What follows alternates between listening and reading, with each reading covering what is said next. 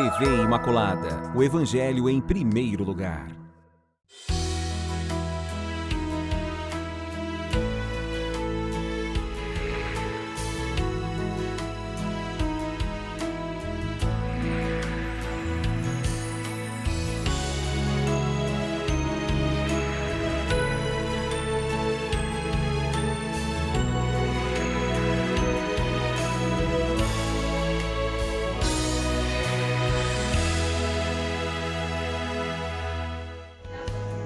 Olá, amigos! Nosso programa Páginas da Bíblia, sempre ansioso, sempre esperando, sempre aguardando a sua audiência, para que a gente possa ter um efetivo aprendizado e um excelente programa. Quero agradecer mais uma vez hoje aqui, presente conosco, de forma virtual, a Amélia aqui conosco, abrilhantando nosso programa, nossa professora. Agradeço imensamente, Amélia, sua presença. E fico muito feliz de estar com vocês. Agradecer de forma presencial a presença da Ieda aqui conosco no nosso estúdio. Obrigada pelo convite mais uma vez. Vamos juntos aprender, estudar e fazermos crescer a nossa fé. Estamos estudando o livro do Gênesis, nessa série do Pentateuco, entrando hoje no capítulo 13. Capítulo 13 que vai falar mais uma vez a história, a saga de Abraão. E com isso a gente tentar realmente chegar a toda a formação e entendimento do povo de Deus, né? De como esse povo se constituiu e se formou. Eu vou pedir que vocês rapidamente acompanhem comigo aí na sua Bíblia. Quem não tiver, eu vou fazer a reprodução aqui do versículo 1 até o 18 desse capítulo 13 do livro do Gênesis. Vai dizer: do Egito, Abrão com sua mulher e tudo que possuía, e Ló com ele, subiu ao Neguebe. Abraão era muito rico de rebanhos, de prata e de ouro. Seus acampamentos conduziram-no do Neguebe até Betel, no lugar onde primeiro armara sua tenda entre Betel e Ai, no lugar em que outrora construíra o altar. E lá Abrão invocou o nome de Yahvé. Ló, que acompanhava Abrão, tinha igualmente ovelhas, bois e tendas. A terra não era suficiente para sua instalação comum. Tinham posses imensas para poderem habitar juntos. Houve uma disputa entre os pastores dos rebanhos de Abrão e os do rebanho de Ló. Nesse tempo, os cananeus e os ferezeus habitavam essa terra. Abrão disse a Ló: que não haja discórdia entre mim e ti, entre meus pastores e os teus, pois somos irmãos. Toda a terra não está diante de ti? Peço-te que te apartes de mim. Se tomares a esquerda, irei à direita. Se tomares a direita, irei para a esquerda. Ló ergueu os olhos e viu toda a planície do Jordão, que era toda irrigada, antes que Yahvé destruísse Sodoma e Gomorra, como o jardim de Yahvé, como a terra do Egito até Segor. Ló escolheu para si toda a planície do Jordão e emigrou para o Oriente. Assim, eles se separaram um do outro. Abraão estabeleceu-se na terra de Canaã e Ló estabeleceu-se nas cidades da planície. Ele armou suas tendas até Sodoma. Ora, os habitantes de Sodoma eram grandes criminosos e pecavam contra Yahvé.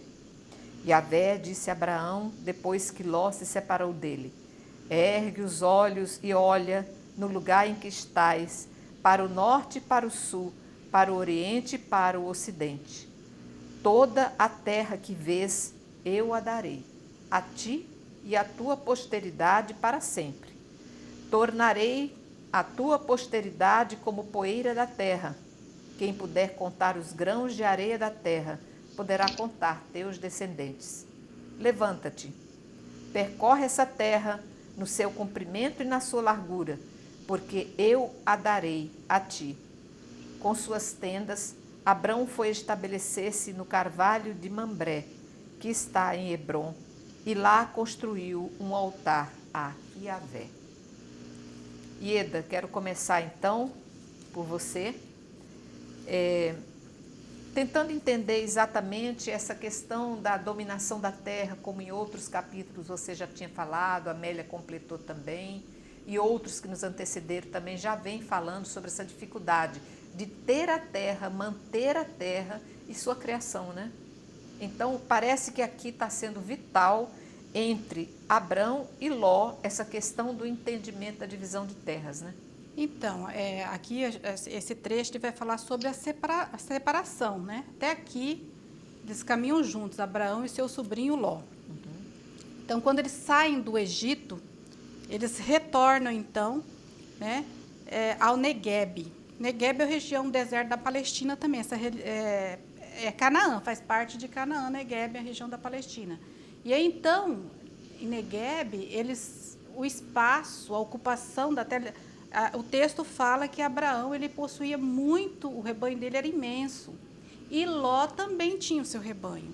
E aí os pastores, tanto de Ló como o de Abrão, eles disputam a terra. Então não está dando para conviver os dois juntos, né? Então o que vai acontecer? Vai haver a separação, né? E Ló, então, eles dividem as suas posses e seguem caminhos separados daí para frente, Ló e Abraão. E é interessante aqui que Abraão, ele é bem pacífico diante da confusão que está. Ele chama Ló para um acordo, né? Ele fala que ele não quer briga, eles são irmãos, eles não devem brigar por causa como os pastores estão brigando. Então a gente percebe que esse homem de fé é um homem também, né? Sensato, né? Sensato, um homem que chega, resolve as coisas através do diálogo, né? Sem briga. Então aqui ele fala, né? Que não há, lá no versículo 7, finalzinho do 7, que não haja disputa, né, entre nós, porque somos irmãos. E é interessante também a postura de Abraão. Abraão, ele deixa Ló escolher. Né? Quer dizer, ele vai escolher e Ló escolhe e livremente.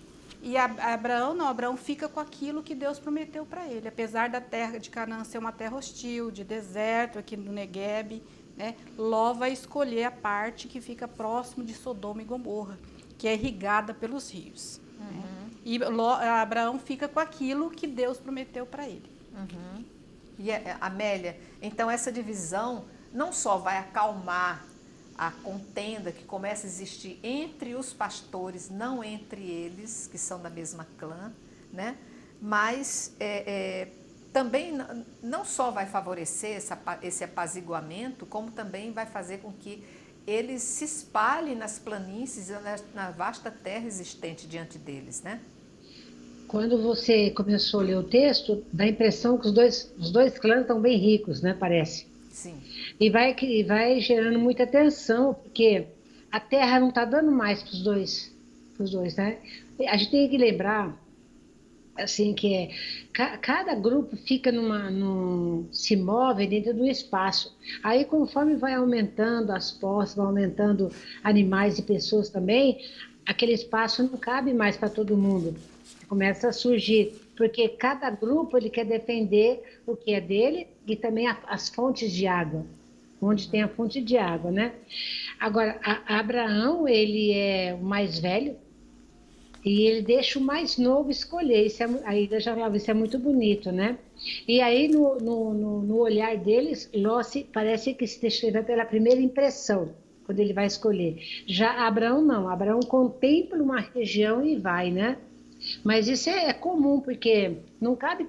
Quando começa a se incomodar um clã com o outro, a tendência é essa mesmo, é buscar um outro espaço para poder viver melhor, para poder cultivar, cuidar melhor do seu rebanho, né? Mas mais importante é a atitude de Abraão mesmo, né? Ele deixa com que Ló olha, escolhe, né? E a primeira impressão, como que você leu, parece um paraíso ou um jardim de Adé, que você leu, né? Ou como se fosse no Egito, regado pelo Rio Nilo. Então ele escolhe um lugar que ele acha que para ele é melhor, é o que ele quer. E Abraão pelo menos, ele vai e olha, também contempla como uma terra futura que Deus prometeu. E a gente percebe que Ló, apesar de ter escolhido aparentemente a melhor terra, porque é uma terra irrigada por rios, né? Ele escolhe livremente uma terra moralmente decaída, né? Sodoma e Gomorra, ali no versículo 13, diz que os habitantes de Sodoma eram grandes criminosos e pecavam contra Yahvé. Né? Então Abrão fica, né, renuncia, que aparentemente aquilo que é bom, né, dá a vez de Ló e se abre ao dom de Deus, né, deixa Deus agir na vida dele. Verdade, e muitas vezes a gente não tem essa paciência, né, de renunciar algumas coisas para que Deus venha agir na vida da gente. Às vezes a gente se precipita para querer ganhar na frente do outro o melhor lugar, né? E na verdade Deus deixou aqui que partisse tudo de Ló. E Ló, na verdade, vai fazer uma escolha que aparentemente não é a melhor. Aparentemente é melhor, porque é uma terra irrigada. É uma terra irrigada. Porém, os habitantes são moralmente decaídos, eles não temem Yahvé, são criminosos, são violentos também. E a gente vai ver aí a destruição, a briga, no capítulo 14, já a briga dos reis, a batalha que Abraão vai ter que intervir por causa do seu sobrinho. Na verdade, Amélia, quem vai fazer a região é o povo que nela habita, né? Muitas vezes as dificuldades que a região oferece pode ser superada pela bondade do povo que ali se coloca, né? Então, na realidade ali, a gente sabe que essa terra que Deus prometeu, a gente já falava no outro programa, ela está cheia de povos diferentes, que adoram, que cada povo tem o seu Deus ou seus deuses para adorar. Com Abraão começa uma visão diferente de um Deus diferente, né? O importante nesse texto que você leu também é que Deus retoma a promessa dele. Lá no versículo 14, fala quando Ló foi embora, aí o Senhor diz a Abraão, do lugar que te encontras, olha e contempla o norte, o sul, o nascente e o poente. Todo o país que você contempla, eu darei para ti, a tua descendência para sempre. Aí ele fala no 16, tornarei tua descendência como o pó da terra. Se for possível contar o pó da terra, será possível contar a sua descendência. Né? Então, Abraão levanta o acampamento e vai estabelecer onde Deus falou para ele. Então, importante, se lá no capítulo 12 ele prometeu bênção e terra, né? Agora que ele promete a descendência também. É possível contar o pó da terra? Não. Se você assim conseguir contar, vai ser tua descendência. Então, a grande promessa de Deus para todo homem, nessa época e para nós também, né? Bênção. Todo mundo quer ser abençoado, a terra, porque necessitamos da terra para casa, para plantar, para tudo, né? E a descendência, que é a continuidade, aqui no caso do nome de Abraão, né? Mas a promessa, então, Deus torna a repetir a promessa de novo, né?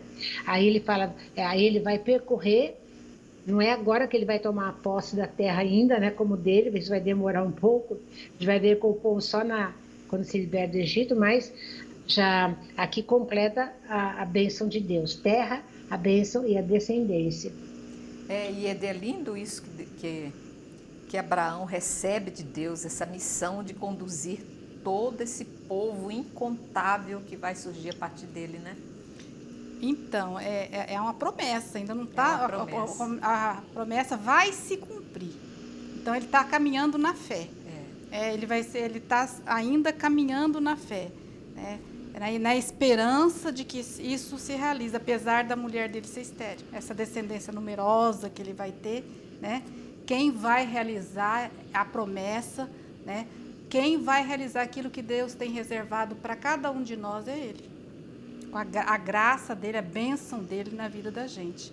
E aí, então, Deus, quando ele se separa do sobrinho, né? Vem reafirmar a promessa de terra e de descendência, e ainda fala que vai ser uma descendência numerosa, né? Que se for capaz de contar as estrelas, essa descendência vai ser tão numerosa como as estrelas do céu, né? E os grãos de areia. E é muito bonita essa promessa de Deus, mas ele tá só na promessa, caminhando na fé. E aí Deus ordena a ele no 17, levanta-te, né? Levanta-te, quer dizer, segue em frente, caminha. Põe-te a serviço. Põe-te a serviço. E o que ele faz? ele constrói um altar para o Senhor, né? Ele caminha sempre na presença de Deus. E Deus vai realizar essas promessas. E a gente percebe que esse altar que ele vai levantar também é o terceiro agora, né? O terceiro altar que vai levantar. Então, quando a gente estuda o livro de Samuel, de Reis, a gente percebe que os altares que fala em Gênesis, vai ser aqueles altares lá. E lembrar, assim, que o livro do Gênesis, a gente já falou aqui do 1 a 11, a gente fez memória. Do 12 até o capítulo 36, é a história que a gente chama dos pais e mães, patriarcas e matriarcas. Então, a descendência de Abraão. Depois do 37 até o 50, vai ser a novela de José, né? A história de José do Egito, que também é descendente de Abraão. Então, todo esse capítulo que nós estamos estudando, começamos agora do 12, já estamos no 13, vamos 14, e em diante, até chegar no 36, ele vai estar contando a história do clã de Abraão, né, dos descendentes, os pais e as mães. Né? Começou com Abraão e Sara e vai continuar depois, com Jacó, com Lia, com Raquel, com todos eles. Né? É verdade. E você também falava a questão de a gente olhar para o futuro. Deus disse que isso será assim, mas eu não sei o que eu terei a percorrer. Mas isso, uma vez que o Senhor já se colocou à sua disposição, esse trecho a percorrer, com certeza, é só um atirar-se à vontade dele, né? Que é exatamente o que Abraão vai fazer, né? Confiar. Confiar nessa presença dele, que é ele que vai conduzir, é ele que vai estabelecer ele nessa terra. Eu fico imaginando Abraão escutando Deus dizer, sua descendência será incontável. E ele deve ter pensado, bom, ele deve saber que Sarai não produz filhos, né? Até hoje, né? O que será que ele está esperando? E interessante é ver que Sarai, querendo colaborar com o plano de Deus, se precipita e pede que Abraão tome a sua escrava Agar para lhe gerar filhos, para que se cumpra essa promessa de Deus. Você vê, mas Deus já tinha outros planos, para que interferir nessa vontade, né? Então, mas aí mais no capítulo para frente, lá no 15, mais para frente. Ele vai falar que ele vai conversar em oração com Deus e vai falar, poxa, né? Eu terei a minha descendente do filho da escrava. E aí Deus confirma a promessa, né? Que o descendente será de Sara, que é o nascimento de Isaac. Exatamente. Então aí nós vemos a batalha de Abraão nesse itinerário de fé. Né? Aí no capítulo 14 nós vamos ver a guerra também, que ele vai ser obrigado a intervir, porque existe 4 reis da Mesopotâmia, aliança entre os reis da Mesopotâmia, que ataca, né, em guerra 5 reis vassalos do Vale do Mar Morto. Né? E aí então existe essa guerra, dominação de território, briga pelo território, e Ló é levado, né, como para o cativeiro também, preso, na luta, na briga entre os reis. Abraão ele vai ser obrigado a participar desse conflito para libertar Ló do cativeiro. Ló, ele vai preso e perde tudo que ele tem. Né?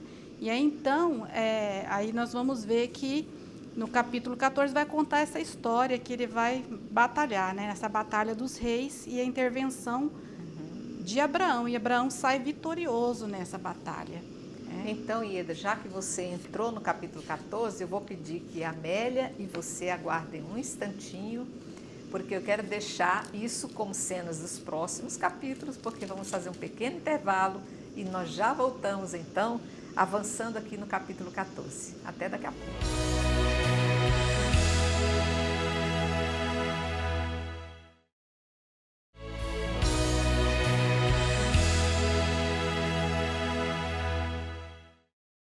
Estamos voltando depois desse pequeno intervalo, mas vocês lembram que a Ieda começou uma história interessantíssima. Eu vou pedir até, Ieda, que você recomece aquilo que você estava começando a dizer sobre essa batalha dos reis. Começou uma certa contenda, um desentendimento, tratava-se de quem com quem? Então, do capítulo 14, do 1 até o 16, ele vai narrar essa batalha. Né? A batalha dos reis é a aliança de 4 reis da Mesopotâmia, né? que gera guerra com 5 reis vassalos da região do Vale do Mar Morto. Eles são liderados por Codornolomor. Ele vai fazer uma coalizão e vai saquear Sodoma e Gomorra, essa região onde está o sobrinho de Abraão. E aí então Abraão ele vai intervir por motivos familiares, nessa guerra, nessa briga. Ele não se desinteressa do sobrinho Ló, apesar de depois da separação. Quer dizer, ele ainda continua, né? Toma as dores de Ló ao saber que ele foi levado para o cativeiro junto com todas as posses dele. E então ele se organiza, e ele vai, com 318 homens, intervir na batalha. E além disso, ele é vitorioso nessa batalha, Abraão. E ele também, além dele intervir na batalha e sair com vitória, ele vai ter bens, voz na partilha dos bens, porque a gente sabe que existe a pessoa, quem ganha, o vencedor tem o direito de todos os despojos, né? Então aí a gente vai ver os aliados de Abraão, né, que vai ajudar ele a libertar o seu sobrinho Ló. E aí, se a Amélia quiser fazer algum comentário sobre esse trecho, depois dá para a gente entrar aí na questão de que quem recebe, Abraão, ele abre mão dos despojos da guerra, e fica só com aquilo que ele tinha, com que os homens, os 318 homens dele, se alimentaram, e oferece para Melquisedeque o dízimo, tudo aquilo que foi conquistado. Né? Digamos, só antes de você entrar, Amélia, que despojos de guerra era tudo aquilo que se encontrava como pertences aos mortos, passava a ser daquele que havia ganho a batalha. Então, eles tinham o direito de se apossar. Hoje é até considerado crime de guerra hoje, né? Inclusive também, homens, mulheres que tivessem lá, tudo seria do vencedor, né? Exatamente. E aí você percebe quando você leu ali 318 homens, né? Então, é um clã enorme, por isso que não deu certo ficar junto com Ló. Os clãs crescem bastante, são muita gente, a terra é pouca, né? Isso é muito importante. Então, ele deixa... Lá do Deuteronômio capítulo 20 fala essa questão que a Ana lembrou na questão dos despojos também, né? Quem ganhou leva tudo, inclusive as mulheres, percebe? Sempre a mulher é propriedade também, junto com aquilo tudo. É verdade, inclusive essa mentalidade ainda é muito reinante hoje em dia, a gente vê que muitas vezes nessas guerras, a gente está tendo guerras atuais, a gente pode ver que muitas vezes os soldados, ao invadirem uma cidade, considerarem como refém, como derrotada, primeira coisa é se apossar das mulheres, cometerem os estupros, baterem, espancarem. É como se o domínio do corpo representasse a real vitória, né, sobre aqueles bens. É uma mentalidade um pouco mesquinha, tacanha, pequena, que empobrece a vitória daquele que se considerou vencedor, né? Toda a guerra, quem mais sofre na guerra são as mulheres, as crianças e os velhos, né? Exatamente. E aí, Eda, quer completar essa questão? Então, a questão da guerra, né? Atualmente a gente está vendo a guerra, a Rússia invadindo, né, o território da Ucrânia, e a gente percebe assim que a guerra é uma questão demoníaca, né? É algo muito destruidor e avassalador que vem para destruir a humanidade, na verdade, porque ela gera riqueza para quem ganha, isso é verdade. Existe uma briga, né? A gente percebe aqui também, né, nessa batalha que Abraão vai intervir. Abraão, ele não tem intenção de ficar, a intenção dele entrar na guerra é para salvar o seu sobrinho Ló, né, que está como escravo. Ele não tem essa intenção de posse, né? Por isso que também ele é considerado como um modelo de testemunho de homem justo, né? Porque aqui ele vai, realmente, ele não vai se usurpar do que era do outro. E a guerra, a gente percebe que a guerra é um negócio para quem ganha, porque ele fica com tudo que é do outro, né? E a briga pelo poder, a briga pela riqueza, a gente percebe nesse tempo também, né, a existência dessas lutas, né? Além da terra ser hostil, existe também os crimes de guerra, né? A violência. E aí então a gente percebe que Abraão é um homem justo, né? Ele quer ficar com aquilo que pertence a ele, não aquilo que pertence aos outros, né? E aí então, se você quiser fazer a leitura a partir do 13... Tá, a partir do 17. Do 14, capítulo 14. Isso. Começando do 17 até o 24, a gente vai ver como é que ele vai ser recebido pelo sacerdote Melquisedeque. Eu vou ler sim, mas me saltou um detalhe aqui, que antes de ler eu queria ressaltar, que nesse ato de bravura e de sentir as dores de Ló, Abraão com seus familiares, que era em nome 318, como foi dito pela Ieda e reforçado pela Amélia, ele ataca à noite, né?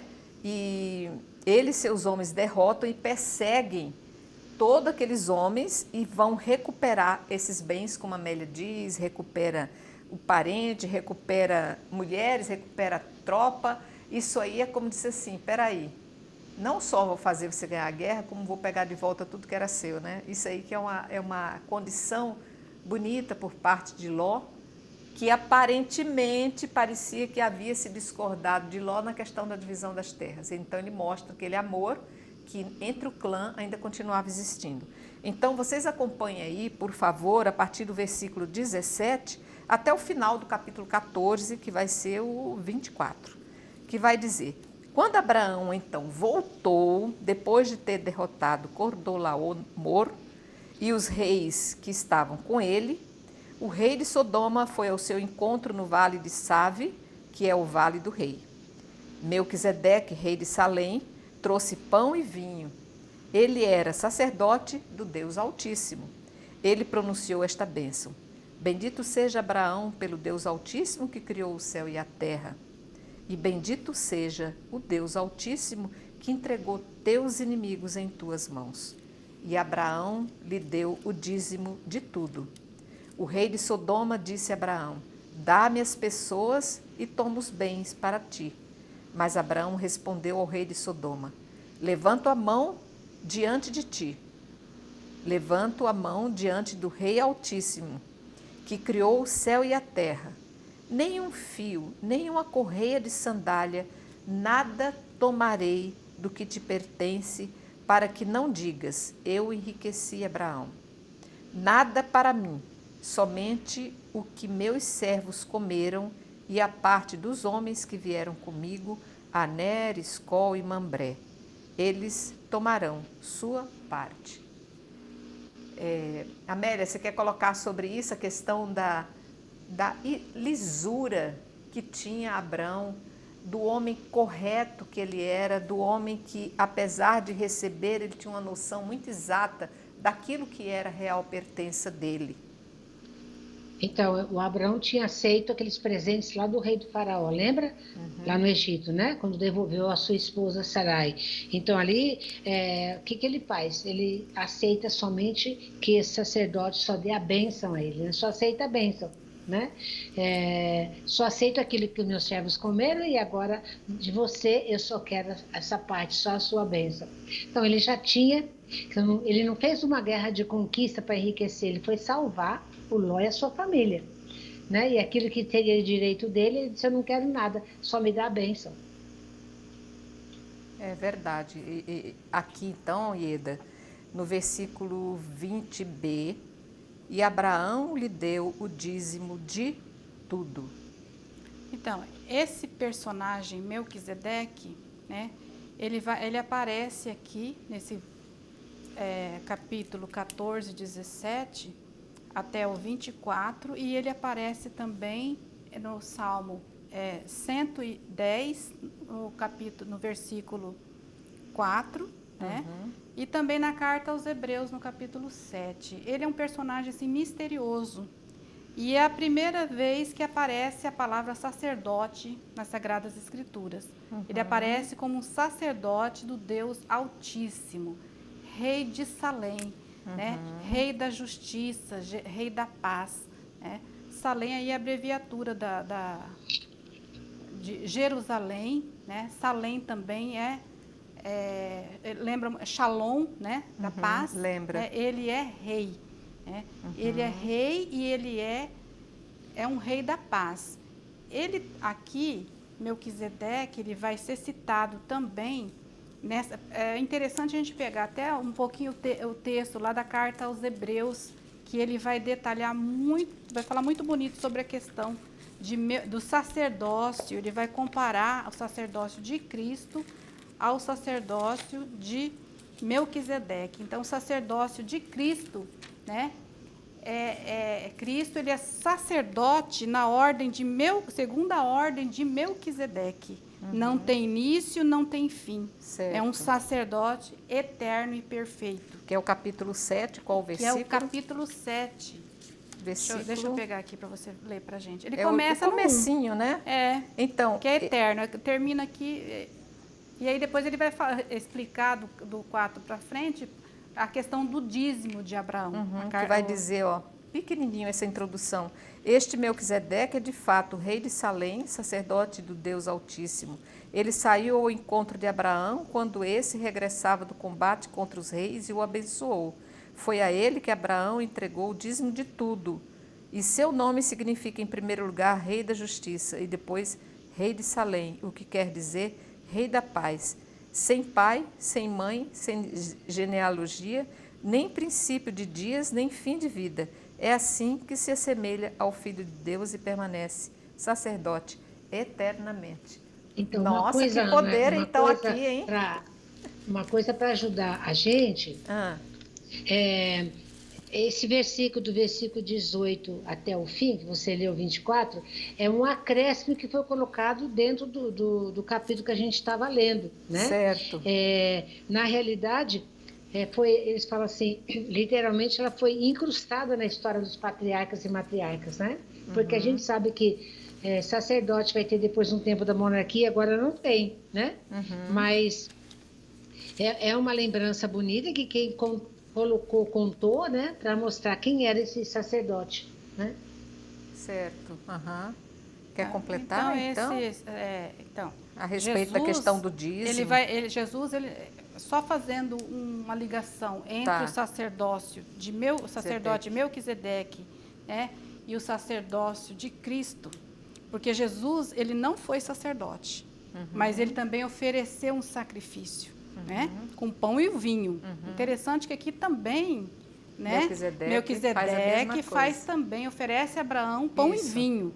Já é uma prefiguração, é um tipo de um sacerdote, né, um sacerdócio messiânico.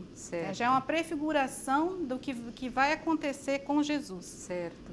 Inclusive, aí tem um comentário que no cânon romano, durante a missa, o padre, na hora do ofertório, fala, né? Tu és sacerdote do pão e vinho, recebei, ó Pai, esta oferenda, como recebeste da oferta de Abel, o sacrifício de Abraão e os dons de Melquisedeque. Então, ele é tão importante, né, que ele aparece, né, nesse momento de sagrado na hora da missa. Então, Jesus, ele é considerado sacerdote segundo a ordem de Melquisedeque, não segundo a casa de Levi, né? Porque no tempo de Jesus, os sacerdotes vinham de uma linhagem sacerdotal. Exatamente. Né? E Jesus, ele é sacerdote porque ele se oferece. Né? Se oferece em sacrifício para a salvação. Mas é um sacerdote perfeito, segundo a ordem de Melquisedeque. É o sacerdote do Deus Altíssimo. Esse Deus Altíssimo aqui é interessante, que é o Elohim, né? É o Senhor, é o Deus Altíssimo. Então, ele não tem princípio nem fim, porque é um sacerdote eterno. Né? Então, é bonita essa ligação, essa releitura que vai ser feita depois na carta aos Hebreus. Então, e eu queria que também, Amélia ou Ieda, qualquer um de vocês, ressaltar o que eu já tinha começado a dizer no 20b, e Abraão lhe deu o dízimo de tudo. como que hoje a gente ouve dízimo, a gente se reporta diretamente ao que é sagrado, ao que é divino, à igreja constituída, aquilo que todos nós devemos contribuir e participar. E aqui Abrão não só ergue altares, como ele vai ser o primeiro, ou não sei se alguém já fez isso antes dele, é aquele que vai render esse dízimo a esse sacerdote, né, que vai ter uma linhagem tão assim régia, única, sem nenhum segmento que a história registre, né?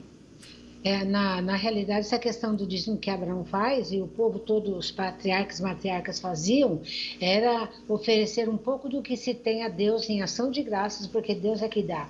Então, não era dinheiro, moeda, nada, né? Eram os produtos da terra. Produtos animais, sempre o primeiro animalzinho que nascesse macho, os primeiros frutos, as primeiras verduras. É um sinal de agradecer a bênção de Deus, né? Depois, essa questão do dízimo, como a gente entende hoje, é mais no futuro, né? Mas no tempo dos pais e mães da Bíblia, eram os produtos da terra. É bem colocado isso, porque pode ser que nos leve a pensar que, como saíram de uma guerra e houve muitos despojos, poderiam imaginar que esses 10% poderiam ter sido retirados dos despojos. Na realidade, não se tratou de se usar bens não lícitos, né? Mas sim aquilo que realmente é produzido pela terra. Né, Ieda? Então, é interessante porque aqui ele se coloca Melquisedeque como sacerdote, que ele abençoou Abraão. Isso. Além de Abraão pagar o dízimo para ele, ele abençoou. E aí tem a carta aos Hebreus que fala assim, quem abençoa é maior do que quem é abençoado. Com certeza. Então, para indicar que a importância desse sacerdote Melquisedeque. Também ele aparece poucas vezes na Sagrada Escritura, mas é uma personagem até meio transcendente, né? Porque ele aparece como sendo realmente aquele sacerdote perfeito. Então, ele entrega esse dízimo já é uma antecipação também da lei mosaica. Ainda não existe ainda né, a lei do dízimo. O dízimo é aquela parte né, que as tribos, exatamente, que as tribos clericais, que as tribos que tinham sacerdote, né, que trabalhavam no templo, eles recebiam né, das tribos como por causa dos seus serviços espirituais prestados né, na comunidade. Então, é interessante esse dízimo aqui antecipado, né? Isso por conta de que essa história foi escrita né, no templo do rei Salomão. Quer dizer, toda essa passagem aqui já tinha sido, todo esse itinerário já tinha acontecido, quando o autor sagrado escreve. Então, né? ele vai fazer uma releitura, então ele já vai colocar com certas impressões que existiam no seu tempo em que escreve. Talvez lá atrás não tivesse essa linguagem, essa leitura, mas passa a ter no momento em que é redigido o conto, a história, o fato. Né? É interessante essa questão do dízimo aqui que aparece, já antecipado. Né?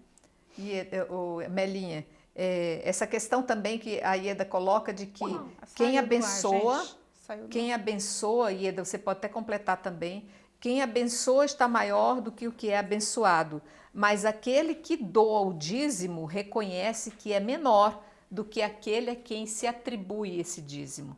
Então, parece que há aqui uma troca de autoridades, uma troca de serviço, soberanias, né? uma troca de serviço. Não é? Até hoje, a gente oferece o dízimo né, na igreja em troca dos serviços espirituais, vamos dizer assim. Uma oferenda, a gente oferece, porque Deus, na verdade, não precisa do que a gente tem. Certo. Né? A gente precisa dele. Agora, Deus não precisa, mas a comunidade precisa. Né? A nossa comunidade, a igreja precisa, ela depende, ela sobrevive daquilo que é oferecido através do dízimo. Né? E é uma maneira também, esse dízimo, da gente entrar em comunhão com Deus de tudo aquilo que nos pertence também. Tudo aquilo que Deus nos dá, a gente devolve a Deus, né? Através do dízimo. Em ação de graças também, é uma ação de graças. Ieda, vem esse finalzinho aqui, então, desse capítulo 14, que vai ser desse 21 até o 24, em que o rei de Sodoma, que é Melquisedeque, vai dizer, dá-me as pessoas e toma os bens para ti. Mas Abraão vai entender de forma diferente, né? Ele vai dizer: levanto a mão diante do Deus Altíssimo que criou o céu e a terra. Nenhum fio, nenhuma correia de sandália, nada tomarei do que te pertence, para que tu não digas: eu enriqueci Abraão. Nada é para mim, somente o que meus servos comeram e a parte dos homens que vieram comigo. Aner, Escol e Mambré, eles tomarão a sua parte. Então, a gente percebe aqui que Abraão a justiça, né? Porque ele sabe que o que a riqueza que a guerra gerou, né? Que aqui o rei não é o Melquisedeque, o rei de Sodoma é o Codor Laomor. Sim, né? sim, sim. É Bem, ele bem, que vai oferecer. Bem feita a sua correção. Bem lembrado, né? Bem lembrado. Porque aqui é o rei, né, de Sodoma e Gomorra que vai oferecer esses despojos de guerra para Abrão. E Abrão ele não vai aceitar, né? Por ser um homem justo, porque ele não quer nada daquilo que não pertence a ele. Nada que foi adquirido com violência, nada daquilo que não é dele, né? Tomar posse do que é do outro. E fica aí um ensinamento para pessoas bélicas, aqueles que gostam de aderir às guerras, às contendas, né? Que pelo menos respeitem aquilo que realmente é considerado como seu quando você ganha ou considerado do outro quando você perde, né?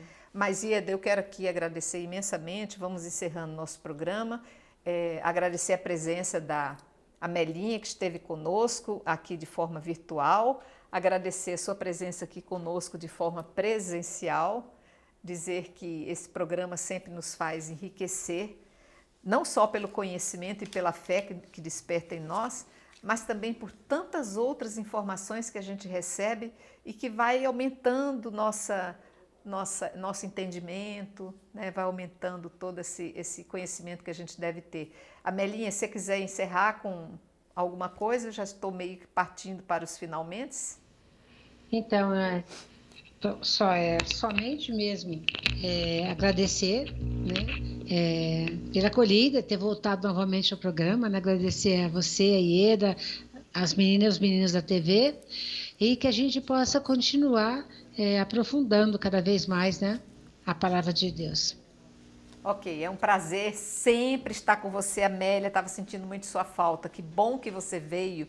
A Ieda também, que não falte para nós tão cedo, né, Ieda? E nunca, para que a gente possa continuar. E quero agradecer a sua presença aqui conosco também, Ieda. Obrigada, é uma alegria estar com vocês aqui. Então, e a todos vocês, nosso reconhecimento, que a sua presença é importantíssima para que a gente possa, então, continuar aprendendo, descobrindo a riqueza da Santa Bíblia. Fiquem com Deus e salve Maria Imaculada. Salve Maria Imaculada. Salve Maria.